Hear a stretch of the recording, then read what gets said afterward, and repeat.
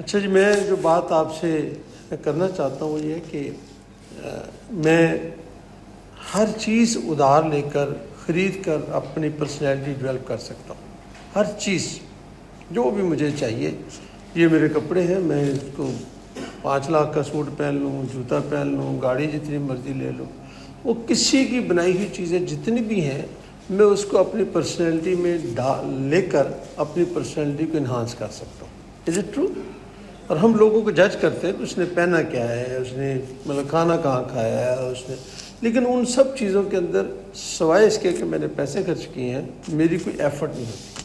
اگر میرا سوٹ بہت اچھا ہے تو اس میں میرا کوئی کمال نہیں ہے، یہ تو سوٹ بنانے والے کا کمال ہے. اگر آپ کی گاڑی اچھی ہے تو گاڑی بنانے والا کا کمال ہے. لیکن جب میں بولتا ہوں نا، وہ پھر کسی اور کا کمال نہیں ہوتا، وہ صرف میری ذات کا کمال ہوتا ہے. وہ جو میرے اندر ہوتا ہے وہی چیز باہر نکلتی ہے. تو میں پہچانا جاتا ہوں اپنی گفتگو سے، نہ کہ اپنے لباس سے. وہ کہتے ہیں کہ وہ جب تک خاموش رہا تو اس لوگوں نے اسے بہت عزت اور احترام دی، کیونکہ اس کا لباس، اس کا اٹھنا بیٹھنا ونڈرفل تھا. لیکن جیسے ہی وہ بولا تو لگ پتہ گیا کہ بھائی صاحب ہیں کیا. اس لیے جو بولنا ہے یہ بنیادی طور پر وہ ایک چیز ہے، آپ اسے لکھنے میں بھی کہہ سکتے ہیں. لیکن آج کیونکہ ہماری بات گفتگو بولنے پر ہے تو ہم بولنے بھی بات کرتے ہیں کہ جب میں بولتا ہوں نا تو پھر وہ کہتے ہیں کہ کیا کہتے ہیں، وہ شعر ہے جی کہ بھی سنا ہے وہ بات کرتے ہیں تو پھول جھڑتے ہیں. آگے کیا ہے؟ یہ بات اس سے بات کر کے دیکھتے ہیں. وہ دیکھنا تقریر کی لذت اس نے کہا. گویا یہ شعر نہیں یاد، یہ شعر کیونکہ یہ تھوڑا سا بہت پرانا شعر ہے. دیکھنا تقریر کی لذت جو اس نے کہا، گویا میں نے یہ جانا یہ بھی میرے دل میں ہے. تو وہ جو گفتگو ہوتی ہے وہ ایک بہت بڑا سرمایہ ہے کسی بھی انسان کا، اور وہ لیا نہیں جا سکتا. میں اپنی زبان میں، اپنی گفتگو میں کسی کی دی ہوئی چیز کو نہیں کر سکتا جب تک میں اس کو اپنے دماغ میں ڈال نہ لوں اور خود اس کو بیان کرنے کی طاقت مجھ میں نہ ہو. میں وہ بات جو ہے وہ آپ تک نہیں پہنچا سکتا. اس لیے گفتگو انسان کا وہ وصف ہے جو اس وقت بھی اس کو دیا گیا جب وہ لکھنا بھی نہیں جانتا تھا، جب اس کو کوئی سکل نہیں تھی، کوئی ٹیکنالوجی نہیں تھی. تو انسان نے لکھنے سے پہلے بولنا سیکھا. آج بھی جو بچہ ہے ہمارا وہ پہلے بولنا سیکھتا ہے اور پھر اس کے بعد جا کر وہ کہیں لکھنا سیکھتا ہے، لیکن وہ پہلے بولنا سیکھتا ہے. اور بولنے میں لیٹ ہو جائے تو ہماری پریشانی بڑھ جاتی ہے. اس لیے انسانی زندگی کا جو بہت اہم وصف ہے وہ اس کا بولنا ہے. اب وہ بولنے کے اندر وہ کیا بات کرتا ہے، اس میں سچویشنز ایک. اب اگر آپ بولنے کے پورے تناظر کو تھوڑا سا وسیع کر لیں، اس کو تقریر نہ رکھیں. اس کو یہ نہ کہیں کہ میں نے وہ ایک سیاسی تقریر جلسے میں کی اور فلاں کی تقریر بہت اچھی تھی. اس کو یہاں تک نہ رکھیں، اس کے دائرے کو تھوڑا سا وسیع کر لیں. آپ کسی میٹنگ میں بیٹھے ہیں تو آپ کو کہیں آرگو کرنا ہے، کین یو ڈو اٹ؟ آپ کو کہیں کاؤنٹر آرگو کرنا ہے، کین یو ڈو اٹ؟ آپ کو کہیں ایویڈنس پیش کرنی ہے، کین یو ڈو اٹ؟ کیا آپ اسرٹ ہیں، اسرشن ہے کہ جی کہ میں یہ کام کر سکتا ہوں، یہ میرے آئیڈیاز ہیں؟ کیا آپ اسے کسی سٹیپ وائز چیزوں میں ڈیولپ کر کے پیش کر سکتے ہیں؟ بات تو اس کی بہت اچھی تھی لیکن بڑی الجھی ہوئی تھی، لگتا تھا وہ خود کنفیوز ہے. وہ پہلی بات اس نے آخر میں کی اور آخری بات اس نے پہلے کی. وہ بات تو کر رہا تھا لیکن آپ کے علم میں ہے کہ 70% پلس تو نان وربل کمیونیکیشنس ہیں. تو کیا اس کی نان وربل کمیونیکیشن تھی؟ میں یہ آپ کو سچ بات بتاتا ہوں کہ، اور میں نے یہ ایک دفعہ نہیں 20 دفعہ کیا کہ آپ جرمنی چلے گئے یا کسی ایسے ملک گئے جہاں پہ کوئی آدمی انگلش نہیں سمجھتا اور آپ کی اردو بھی نہیں سمجھتا، اور وہ جرمن بول رہا ہے اور آپ انگلش میں اس کو ٹرانسلیٹ کرنے کی کوشش کر رہے ہیں. آپ انگلش بولیں یا اردو بولیں یا پنجابی بولیں، اس کے لیے تو ایک ہی لفظ ہے. تو میں ان سے پنجابی میں بات کرتا تھا. میں چیک ریپبلک میں تھا تو پوچھنا کہ انگلش ہی آندی ہے، انہوں نے کہا نہیں آندی. میں کہا چل ٹھیک. پھر اس کے ساتھ پنجابی میں بات، وہ پنجابی میں اس لیے بات کرتا تھا کہ جب میں پنجابی میں بات کرتا تھا تو میرا جو نان وربل چیزیں تھیں وہ مجھے سپورٹ کرتی تھی. میں نے اسے کہا جوتی لاؤ، اب میں کہتا ہوں آئی نیڈ شوز، وہ بیچارہ آئی نیڈ شوز یا میں نے جوتی چاہیے دیے، دونوں میں اس کے لیے کوئی فرق نہیں تھا. میں نے اس کو جوتوں کا اشارہ کیا کہ جوتے چاہیے، وہ جوتا لے آئے. تو یہ جو وربل اور نان وربل کا کمبینیشن ہے نا، اس کے دائرے کو تھوڑا سا وسیع کریں. میں جو بات آپ سے کہنا چاہتا ہوں وہی صرف ایک ہی ہے جو میں آپ سے کرنا چاہتا ہوں. وہ میں بنیادی طور پر آپ کو یہ کہنا چاہتا ہوں کہ میرے ساتھ میرا یہ ایکسپیرینس ہے، اور ایک دفعہ نہیں ہوا، 20 مرتبہ ہوا ہے، اور آج بھی ہوتا ہے کہ میں ایک کسی میٹنگ میں، کسی محفل میں، کسی جگہ پہ کھڑے ہو کر کوئی بات کرنا چاہتا ہوں، اور مجھے پتہ ہے میں ٹھیک بات کر رہا ہوں، مجھے پتہ ہے کہ میری بات میں جان ہے، میں ایکسپریس نہیں کر پاتا. وہ بچپن کا جو ڈر خوف میں ہم نے جو تعلیم حاصل کی ہے نا، اس تعلیم کا بنیادی جو ٹول ہوتا تھا وہ خوف ہوتا تھا.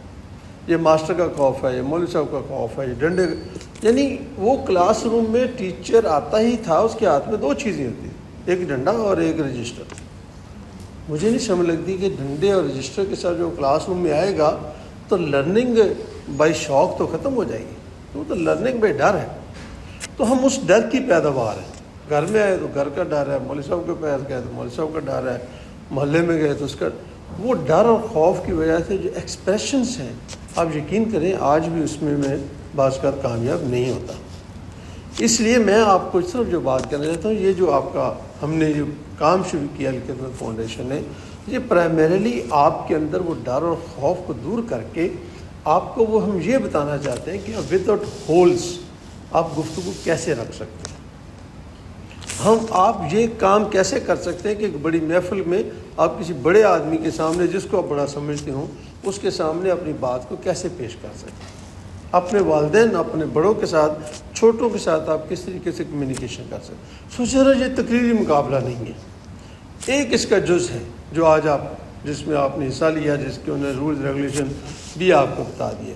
لیکن بنیادی طور پر یہ جو ون وے کمیونیکیشن اس وقت ہمارے اندر آ چکی ہے کہ ہم صرف سنتے ہیں، بولتے نہیں ہیں، تو وہ اس کو ہم ختم کرتے ہیں. اور اس کا مجھے تجربہ یہ ہوا کہ میں ابھی آپ جتنے لوگ بیٹھے، آپ میں سے اکثر ڈبیٹ میں حصہ لینے کے لیے آئے ہیں، یو کین اسپیک ویل. یہ بہت دفعہ ایسا ہوا کہ پوری میٹنگ میں پوچھا کہ یہ اس بات کا جواب کون دے گا. 100% شور کہ ہر کوئی اس کا جواب آتا تھا، لیکن بولتا کوئی نہیں تھا. اس کی کیا وجہ؟ آپ بولیں گے نہیں تو میں آپ کے لباس سے تو آپ کو نمبر نہیں دے سکتا.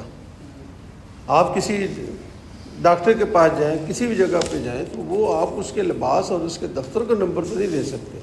آپ تو اس کے ابلاغ کو نمبر دیں گے، اس نے بتایا کیا ہے، لکھا کیا ہے، بولا کیا ہے. ہم یہ جو برف ہے نا، اس کو پگھلانا چاہتے ہیں. ہم اس نئی نسل کے اندر اس چیز کو ابھارنا چاہتے ہیں کہ آئیں مل جل کر ہم بولیں. اور دنیا جہان کی بہت سپیچز، وہ ایک الگ موضوع ہے. میں اس پہ جو پہلے دن ہم نے شروع کیا تھا تو اس میں ہم نے بات کی تھی، میں اس کو دہرانے نہیں چاہتا. میں جس بات پہ آپ سے زور دینا چاہتا ہوں کہ پلیز ذرا ڈر نکالیں. ایک دفعہ غلط بولیں گے، 2 دفعہ غلط بولیں گے، 3 دفعہ غلط بولیں گے، کبھی تو صحیح بولیں گے. تو اگر کوئی بات ہو، بڑا پرانی بات ہے، میں نے ایک کوٹ پڑھی انگلش میں تھی، it is stupid not to ask a stupid question. It is stupid not to ask a stupid question. پوچھنا تو چاہیے، بولنا تو چاہیے، لیکن ہم نہیں بولتے. جب تک نہیں بولتے تو وہ ادھار کی چیزیں پہن کر تو آپ کی پرسنالٹی کا ایک حصہ تو ڈیولپ ہو سکتا ہے، لیکن آپ کی پرسنالٹی کا جو ایکسپریشن ہے، جو اظہار ہے، وہ ممکن نہیں ہے. یہاں پر مصطفی بھائی بیٹھے ہیں، باقی سب لوگ بھی یہاں پر تشریف فرما ہیں، بہت بڑے ڈیبیٹرس ہیں جنہوں نے بہت ساری چیزیں سیکھی. آپ یقین کریں زندگی میں سب سے اچھی، سب سے بہترین کام آنے والی چیز آپ کا اظہار ہے. اس سے اوپر میں کوئی بات نہیں کرتا. جہاں سب چیزیں ختم ہو جاتی ہیں نا، جہاں ہر معاملہ ختم ہو جاتا ہے، جہاں پہ آپ پوری شکست آپ کے سامنے ہوتی ہے، تو پھر اعتزاز حسن جو ہے نا، وہ سپریم کورٹ میں کھڑا ہو کر اس وقت تک بولتا ہے جب تک جج کہے کہ پین معاف کر دو، میں تھوڑے حق میں فیصلہ لوں. پھر بولتے ہی چلے جاتے ہیں. آپ ابھی یہ ٹاکرا دیکھتے ہیں، یہ تقریر مقابلے تو نہیں ہوتے نا، لیکن اس میں کئی لوگ ایسی گفتگو کرتے ہیں کہ بس کل وہ میں اپنی بات کو کر جاتے ہیں. بات رکھنا، آرگومنٹ دینا، سننا، کاؤنٹر آرگومنٹ تیار کرنا، میٹنگ کے اندر لوگوں کا ادب اداب کا خیال رکھتے ہوئے گفتگو کرنا، یہی ہمارے اس ڈبیٹنگ کلب کا مقصد ہے۔ اور اس کا ایک چھوٹا سا پورشن آج ہم کرنے جا رہے ہیں، انٹر یونیورسٹی کمپٹیشن جو ہے ڈیکلیمیشنز، اور ہم امید کرتے ہیں کہ آپ اس کو مزید آگے بڑھائیں گے، اور ہم پھر اس کو کسی چھوٹے چھوٹے دائرے میں کریں گے کہ کس طریقے سے آپ اپنی میٹنگ کے اندر 8-10 لوگوں کی میٹنگ کے اندر آپ کسی ایک موضوع کے اوپر گفتگو کرتے ہیں، آرگومنٹ کرتے ہیں، کاؤنٹر آرگومنٹ کرتے ہیں، اور پھر بات کرتے ہیں۔ بس آخری بات کر کے، ابھی پچھلے دنوں دھرنا تھا، تو اس میں حافظ نعیم الرحمان صاحب سے کسی نے پوچھا کہ آپ تو ان کے خلاف ہیں، تو ان سے بات کیوں کر رہے ہیں؟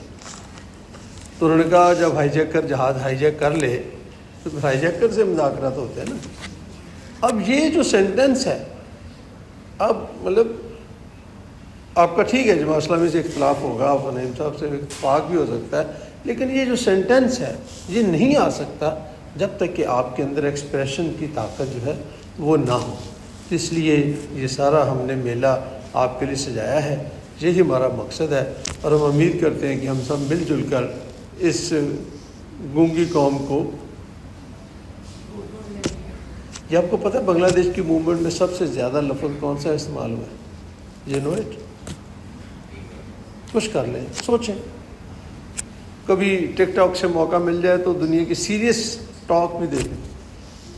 جب یہ 1971 میں علیحدہ ہوا ہے تو اس وقت وہ لوگ جو البدر الشمس کے تھے، اور وہ جو ہیں وہ پاک فوج کے ساتھ تھے، پاکستان فوج کے ساتھ تھے، تو ان کو رضاکار کہا گیا۔ تو اب جو ہے نا وہ کسی نے ان کو کہا کہ یہ جو اسٹوڈنٹ ہے یہ رضاکار ہے، تو پھر اس کے بعد ہم ہے رضاکار، وہ بنگال میں لگا۔ تو اتنا رضاکار لفظ کسی ایک نے کہہ دیا، آپ یقین کریں کہ اگر وہ رضاکار لفظ ان کی موومنٹ سے نکال دیا جائے نا تو ان کی موومنٹ ختم تھی۔ تو بعض کہتے ایک لفظ اس نے کہا بٹا نے ادھر تم ادھر ہم، اس نے کہا ہی نہیں، یہ سینٹینس اس نے بولا ہی نہیں ہے۔ اس نے کہا تھا جو ادھر ہیں وہ ادھر رہیں، جو ادھر ہیں ادھر ہیں۔ اور ایک صاحب جو ہے تھا، باز تھا نام ان کا شاید، تو انہوں نے سرخی جما دی ادھر تم ادھر ہم۔ اب یہ 1971 کی بات ہے، آج اس کو 50 سال سے اوپر ہو گیا، اور آج تک ادھر تم ادھر ہم والی یہ بات جو ہے نا وہ چلتی آ رہی ہے۔ اس لیے بعض کا تو فکرہ جو ہے، بات جو ہے وہ بہت وزنی ہو جاتی ہے۔ اس لیے آئیں ہم مل جل کر بولنا سیکھیں، اپنی بات کو بہترین انداز سے پیش کرنا سیکھیں۔ بات سے ہی ترقی ملتی ہے، بات سے ہی آپ کی بات منوائی جاتی ہے، چپ رہنے سے کچھ نہیں ہوگا، ٹھیک رہے گی تو وہ کیا وہ تو اور شعر ہے نا، چپ رہے گی زبان میری تو خنجر بولے گا، تو وہ نہیں بولنا، ہم اپنی زبان سے بولیں گے۔ بہت بہت شکریہ، انشاءاللہ ملاقات کریں گے۔